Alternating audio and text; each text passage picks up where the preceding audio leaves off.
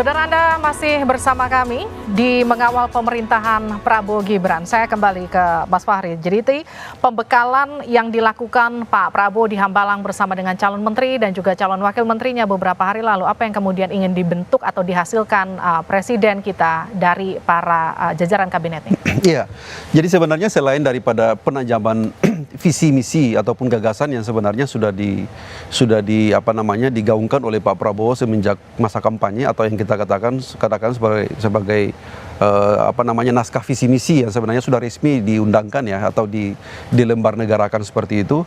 Memang banyak hal baru sebenarnya. Yang pertama, banyak kementerian yang dimekarkan, banyak kementerian juga yang diciptakan ya. Apalagi dengan Undang-Undang Nomor 61 tahun 2024 tentang perubahan kedua atau perubahan terhadap Undang-Undang 39 2008 tentang Kementerian Negara, banyak soal-soal yang sebenarnya harus ditransformasikan kepada calon menteri dan calon wakil menteri. Yang kedua, organisasi kementerian kita kan kurang lebih 108 organisasi kementerian, menteri dan wakil menteri dan kepala badan. Jadi memang butuh penyesuaian, butuh bagaimana agar ada semacam kesepahaman selain dari materi-materi substantif yang sebenarnya dibekali oleh, kalau kita membaca itu kan narasumber yang dihadirkan oleh Pak Prabowo untuk memberikan pembekalan kepada calon menteri dan wakil menteri juga itu orang-orang yang cukup expert baik dalam maupun luar negeri, bahkan orang-orang yang punya reputasi internasional gitu ya. Jadi saya kira memang penting agar bagaimana organisasi kementerian ini bisa langsung leading. Kita juga tidak mau bahwa memang ketika dilantik nanti Pak Prabowo alhamdulillah tadi pagi sudah kita saksikan sudah dilantik. Yang kedua, besok insya Allah kalau andaikan kementerian ini dilantik, maka Pak Prabowo punya satu harapan, satu ekspektasi yang sangat besar agar kementerian itu langsung leading. Tidak perlu lagi harus misalnya berbicara atau mendiskusikan tentang hal dan apa segala macam. Tidak perlu juga harus ada exercise untuk bagaimana kementerian itu bergerak, tapi langsung bekerja. Nah, saya kira itu ekspektasinya seperti itu. Jadi dengan demikian memang penting untuk harus ada semacam training atau ada semacam pembekalan-pembekalan yang sangat prinsip seperti itu. Okay. Dan ini saya kira satu tradisi ketatanegaraan yang sangat baik dan positif gitu. Saya kira banyak gebrakan yang dilakukan oleh Pak Prabowo ini yang saya kira banyak edukasi sekaligus pembelajaran bahwa kita bernegara seperti ini dengan konsep yang sangat baik seperti itu. Itu positifnya seperti itu. Itu positifnya. Saya ke Telisa. Telisa, kalau Anda sendiri melihatnya, Mbak Telisa, dengan struktur kabinet yang tadi Mas Burhan katakan ini adalah struktur kabinet yang besar, itu juga akan mendorong APBN yang juga pasti ikutan besar karena struktur ke bawahnya juga pasti akan jadi ikutan besar begitu. Bagaimana menurut Anda melihat itu? Ya, tentu ini ada implikasi nanti kepada belanja, terutama di sisi belanja pemerintah pusat untuk satu kegiatan belanja pegawai. Jadi artinya bahwa ini kan para menteri, wakil menteri baru tentu ada pos-pos anggaran baru. Meskipun sudah disampaikan di dalam press release Wamenkyu menyatakan bahwa sudah diantisipasi dalam APBN 2025. Jadi katanya pos-pos itu sudah ada karena begitu ada kementerian baru itu harus diajukan anggarannya. Nah, itu juga bagaimana nomenklatur yang terpecah misalkan. Kan ada beberapa kementerian yang dipecah ya. Terus nah itu agak membutuhkan waktu juga koordinasi dengan Kemenpan RB dan juga Banggar di DPR. Jadi itu bagaimana mengalokasikan anggaran-anggaran karena ya di starting point pertama benar harus bekerja, cuma kadang memang ada proses administrasi yang harus dijalani ya. Jadi nah mudah-mudahan administrasinya ini tidak terlalu lama nih proses dari perubahan ini. Nah, terus kemudian bagaimana ketersediaan dari anggaran negara itu sendiri. Jadi tentunya itu harusnya sudah dipertimbangkan ya dari, kan kita tahu ya presiden sebelumnya itu di era Pak Jokowi itu adalah 34 kementerian lembaga. Nah, ini kan kita lagi nunggu nih jumlahnya berapa. Nah, kalau dari data kemarin itu yang Pak Presiden Jokowi itu kalau kita lihat belanja anggaran itu adalah di kisaran 300 miliar rupiah ya untuk anggaran terkait dengan para menteri dan wakil menteri. Nah, ini ada salah satu lembaga yang memprediksikan bisa sekitar 1 triliun nih kalau ada penambahan. Tapi nanti harus kita kaji ulang ya, untuk per tahun untuk tambahan dari adanya jabatan-jabatan baru ataupun kementerian baru. Jadi kita memang harus menghitung benar sih berapa tambahan kepada anggaran. Ya pasti itu anggaran bertambah ya. Jadi kalau dari data tadi mencapai 306 miliar per tahun. Nah, ada yang menghitung lembaga ya, kalau saya refer di sini Selios menghitung adalah sekitar 1,95 triliun tambahannya kemungkinan. Nah, berarti kan berapa kali lipat tuh meningkat dari 3 ke 1,95. Tapi kalau saya sih melihat mungkin nggak sebesar 1,95 ya. Kalau hitungan saya mungkin kalaupun misalkan dari 34 bertambah ke taruhlah misalkan 49 ya. Jadi di situ ada tambahan berapa belas kementerian lembaga. Nah, itu berarti di situ mungkin akan meningkat sekitar 3 kali lipat. Nah, itu ya mungkin 1 triliunan lah ada tambahan di situ. Jadi ya Nah, itu belum termasuk pegawai-pegawainya ya. Ini kan baru bicara menteri dan wakil menteri, anggaran untuk tunjangan jabatan dan gaji pokok dari para menteri dan wakil menteri tersebut. Jadi itu mungkin perlu betul-betul diestimasi dampaknya itu. Tapi mungkin sudah dipertimbangkan ya, selama itu memang bisa mendorong pertumbuhan ekonomi kita lebih lagi, gaspol lagi, ya sebetulnya pengeluaran yang dikeluarkan itu ya tidak masalah gitu. Asalkan memang menghasilkan yang... Asal menghasilkannya juga besar. Iya, begitu. Oke, saya ke Mbak Tejo. Mbak Tejo, jadi kalau kita melihat sebetulnya nama-nama yang dipanggil kemarin itu kan bukan cuma sekedar politisi aja, tapi juga ada dari kalangan public figure. Ada bahkan Raffi Ahmad, Yovie Widianto maksud saya, yang juga dipanggil ke Kertanegara kala itu. Kalau Anda melihat Mbak Tejo, dari apa yang kemudian ingin dibentuk oleh Pak Prabowo dengan memanggil para seniman itu seperti apa? Ya, kalau bagi saya ini Livi, kabinet ini akan membuktikan apa yang diajarkan guru saya dulu betul atau enggak. Guru saya di SD dulu mengatakan peribahasa sapu baru menyapu bersih, gitu loh.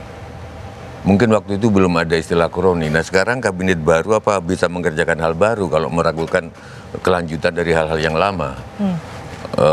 Profesor Burhan tadi mengatakan nama-nama yang bermasalah masuk, bahkan di kalangan dari kesenian yang soal ijazah, soal apa-apa masuk. Saya nggak tahu Pak Fahri.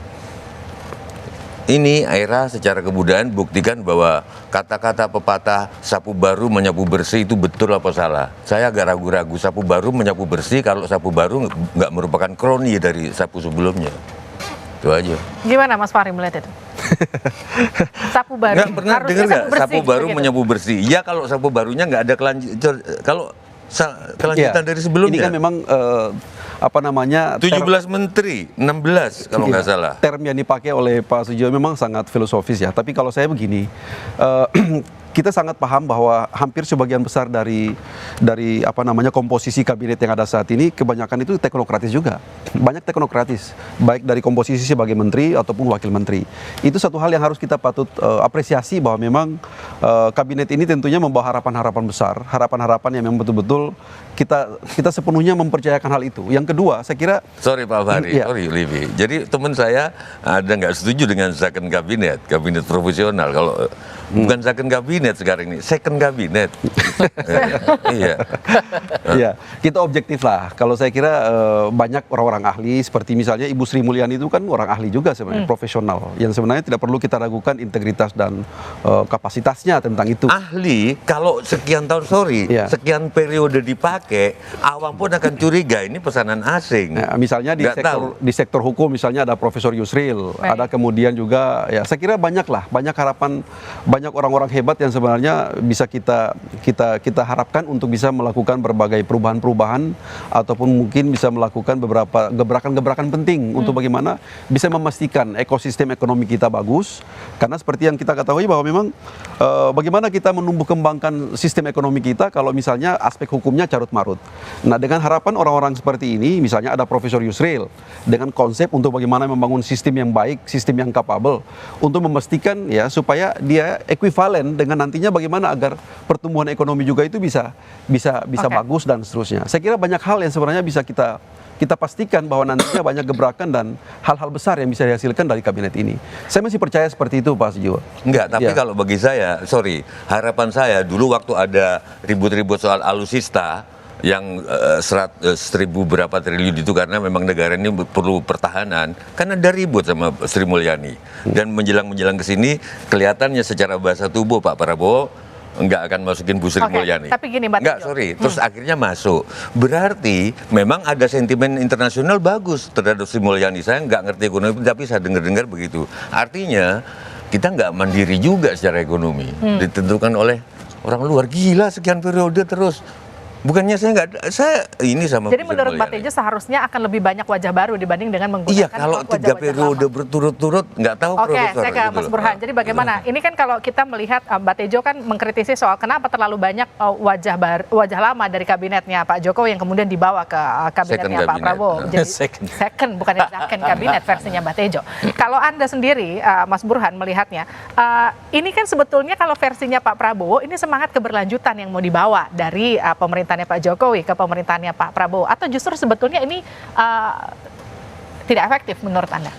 Iya, saya coba ingin cari penjelasan yang memakai sudut pandang dari Pak Prabowo dulu ya. Pertama, Pak Prabowo kan didukung oleh partai-partai yang notabene pendukung Pak Jokowi, selain alasan keberlanjutan.